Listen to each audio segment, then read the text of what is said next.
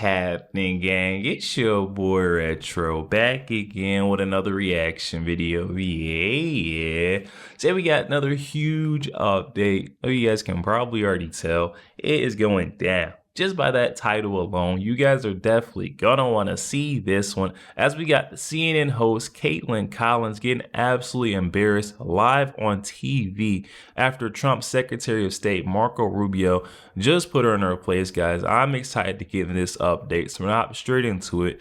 Make sure you guys hit that like button, hit that subscribe button. Before we even get into it, you guys, hit that like button, also hit that subscribe button for your boy. And without further ado, let's get straight into it, folks. Check this one out. Today, do you feel otherwise? I do, because you guys don't see. You guys only saw the end. You saw what happened today. You don't see all the things that led up to this. So let me explain. The president's been very clear. He campaigned on this. He thinks this war should have never started. He believes, and I agree, that had he been president, it never would have happened. Now here we are. He's trying to bring an end to this conflict. We've explained very clearly what our plan is here, which is we want to get the Russians to a negotiating table. We want to explore whether peace is possible. They understand this. They also understand that this agreement that was supposed to be signed today was supposed to be an agreement that binds America economically to Ukraine, which to me, as I've explained, and I think the president alluded to today, is a security guarantee in its own way, because we're involved. It's now us. It's our interests. That was all explained. That was all understood. And nonetheless, for the last 10 days, in every engagement we've had with the Ukrainians, there's been complications in getting that point across, including the public statements that President Zelensky has made. But they insisted on coming to D.C. This agreement could have been signed 5 days ago, but they insisted on coming to Washington. And there was and should have been a very clear understanding. Don't come here and create a such scenario where you're going to start lecturing us about how diplomacy isn't going to work. President Zelensky took it in that direction, and it ended in a predictable outcome as a result. It's unfortunate. That wasn't supposed to be this way, but that's the path he chose. And I think, frankly, sends his country backwards in regards to achieving peace, which is what President Trump wants at the end of the day, is for this war to end. He's been as consistent as anyone can be about what his objective is here. But what specifically do you want to see President Zelensky apologize for? What? Well, apologize for turning this thing into the fiasco for him that it became. There was no need for him to go in there and become antagonistic. Look, this thing went off the rails. You were there, I believe. It went off the rails when he said, let me ask you a question to the vice president. What kind of diplomacy are you talking about? Well, this is a serious thing. I mean, thousands of people have been killed, thousands. And he talks about all these horrible things that have happened to prisoners of war and children, all true, all bad. This is what we're dealing with here. It needs to come to an end. We are trying to bring it to an end. The way you bring it to an end is you get Russia to the table to talk. And he understands that attacking Putin, no matter how anyone may feel about him personally, forcing the president into a position where you're trying to goad him into attacking Putin, calling him names, maximalist demands about Russia having to pay for the reconstruction, all the sorts of things that you talk about in a negotiation. Well, when you start talking about that aggressively, and the president's a deal maker, he's made deals his entire life, you're not going to get people to the table. And so you start to perceive that maybe Zelensky doesn't want a peace deal. He says he does, but maybe he doesn't. And that active, open undermining of efforts to bring about peace is deeply frustrating for everyone who's been involved in communications with them leading up to today. And I think he should apologize for wasting our time for a meeting that was going to end the way it did. You yourself have said previously that Putin cannot be trusted in negotiations. That was the point that President Zelensky was ultimately making during that conversation, is that there cannot be an agreement without security guarantees, because he was talking about all the ceasefire agreements before, or agreements that Putin has just blown past. I mean, do you still feel that way, that Putin cannot be trusted in these negotiations? Well, I was there yesterday when the president said in front of the media that our approach is going to be trust but verify. President Trump's made deals his entire life. He's not going to get suckered into some deal that's not a real deal. We all understand this. We understand it on our end for certain. And so the goal here is to get to a place where we have to explore whether peace is possible. I've said this repeatedly. I don't know. I think it is, based on what they've said so far, but we have to explore that. How else is this war going to end? I ask people, what is the European plan to end this war? I can tell you what one foreign minister told me, and I'm not going to say who it was, but I can tell you what one of them told me, and that is that the war goes on for another year, and at that point, Russia will feel so weakened that they'll beg for a peace. That's another year of killing, another year of dying, another year of destruction, and by the way, not a very realistic plan in my point of view. So if there's a chance at peace, even if it's a 1% chance, that needs to be explored, and that's what President Trump is trying to do here. President Trump 100%. said just when he was leaving the White House after that meeting that he doesn't think President Zelensky wants peace. But isn't that why the Ukrainian leader was in the Oval Office for that meeting today? Well, he was in the Oval Office to sign a minerals rights deal. That's what he was in the Oval Office to sign today. But again, when you have comments that deliberately appear to be deliberately, I mean, after having discussed this repeatedly, deliberately appear to be geared towards making the argument that peace is not possible. You know, again, he turns to the vice president. What kind of diplomacy are you talking about? Almost as if to say, these people, you can't deal with them. You can't have any negotiations with Putin because he can't be trusted, and you're just wasting your time on negotiations. Well, he's directly, basically undermining everything the president has told him he's trying to do. Look, there's no need for that. You start to suspect, does he really want an end to this war? Does he just think that, you know, we have to do whatever he says and give him anything he wants without any end game? That was the Biden strategy. That was the Biden strategy. We were funding. And that's what he walked in that meeting thinking he was going to do. He thought that we're going to keep fueling his war by throwing money into it. But guess what? We've got Donald Trump in office, not Sleepy Joe. It's a huge difference. If those folks over there across the pond, the UK, want to keep throwing money into Zelensky's pocket to fuel this war, claiming innocent lives, go ahead, but we're out in the US. I'm so happy for it. He wants without any end game. That was the Biden strategy. That was the Biden strategy. We were funding a stalemate. We were funding a meat grinder. And unfortunately, for the Ukrainians, the Russians have more meat to grind, and they don't care about human life. We've seen it, human waves, the North Koreans, etc. And so this is a very complex thing. It's very delicate. It's very costly. It's very bloody. It needs to be brought to an end, but it isn't going to be brought to an end with public pronouncements and maximalist demands in the public, but in real diplomacy. The vice president was right.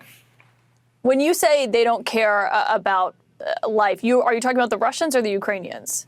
Well, the Russians, I mean, they're conscripting by the hundreds of thousands. They brought in North Korean troops that were slaughtered in Kursk, and they keep going because they got more people. That's the other fact. Look, and it's, you know, again, we go back to the same point. I'm not going to fall into this trap of the who's bad and who's evil. People can make those conclusions. People have seen how this narrative has played out and where we are today and how this all started and so forth. The point now is it has to end. And the way it ends is you get people to a negotiating table, and the president, who's the ultimate deal maker, knows you don't get people to a negotiating table when you're calling them names and you're accusing them of things, because at the end of the day, this is not a political campaign, okay? This is high stakes international diplomacy and an effort to bring about an end to a very, very dangerous war.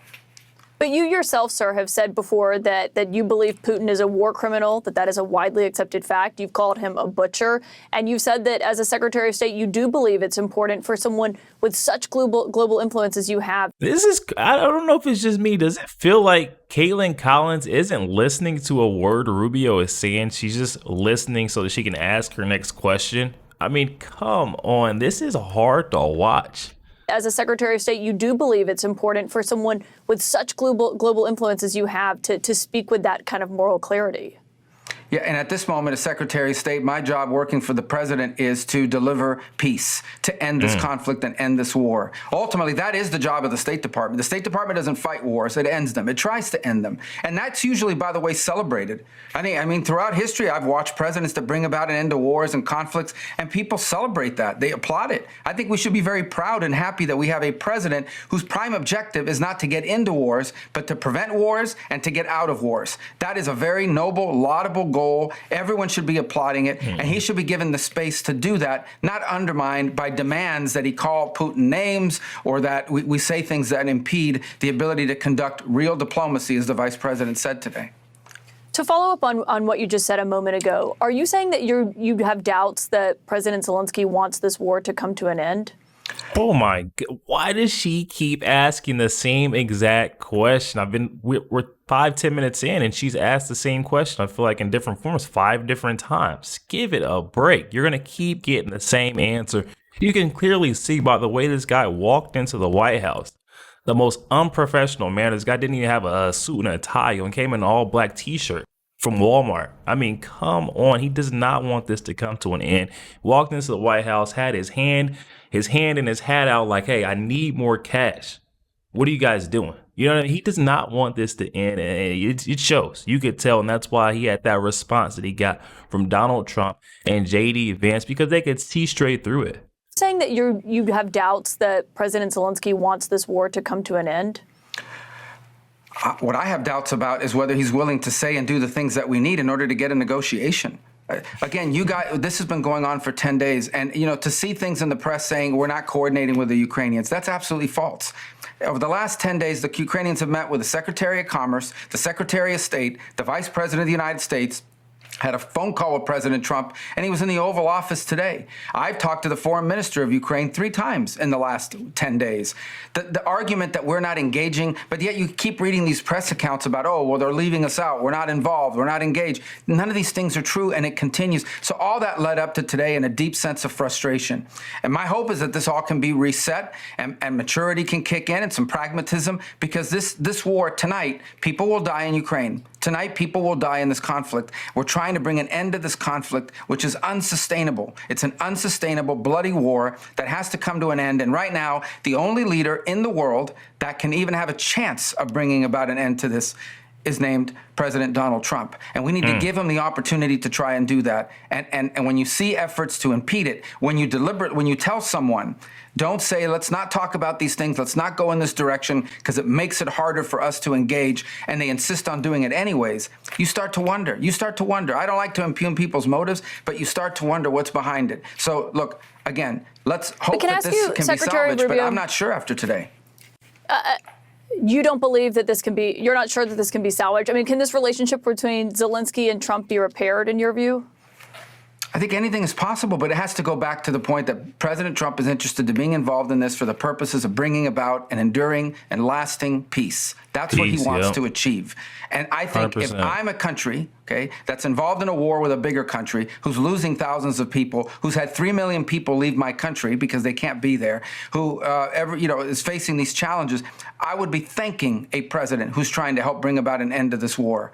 I would be thanking him, and I would be supportive of what he's... Exactly, and that was the point that J.D. Vance hit on. He was not thankful at all, very ungrateful of the help that the U.S. has been extending out to Ukraine. Zelensky walking in there, and he just seemed like he was entitled. He thought he was entitled to more funds in order to keep fueling this stalemate of a war. But it wasn't going to happen. And I'm glad that this is, it went down like it did, because we all got to see exactly the motive behind Zelensky and what he truly stands for.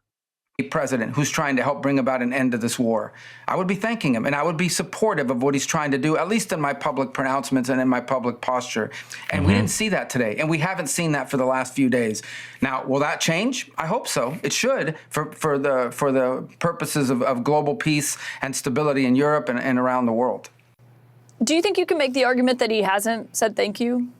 Well, I think the vice president said he hadn't said it today. He hadn't heard it today in that meeting. And we were hoping that meeting would begin by thank you for everything you've done for us. We wouldn't be where we are today without you. We wouldn't even have a chance to negotiate a peace without the help you gave us. By the way, without the help you gave us when you were president in the first term, because President Obama refused to provide them defensive capabilities in terms of military hardware. He did provide him blankets. Yeah, and he that did was provide brought him up today humanitarian during aid. that meeting. And it was brought up, but I was there. In fact, I vividly recall at the time Vice President Biden saying to me in a meeting that we had at the Vice President's residence that the reason why we didn't want to provide them those weapons is because they might use them. That was his exact quote, and that was the attitude. I remember clearly then the Ukrainian leaders saying, we don't need more blankets or MREs. We need weapons to defend ourselves, and they didn't do it.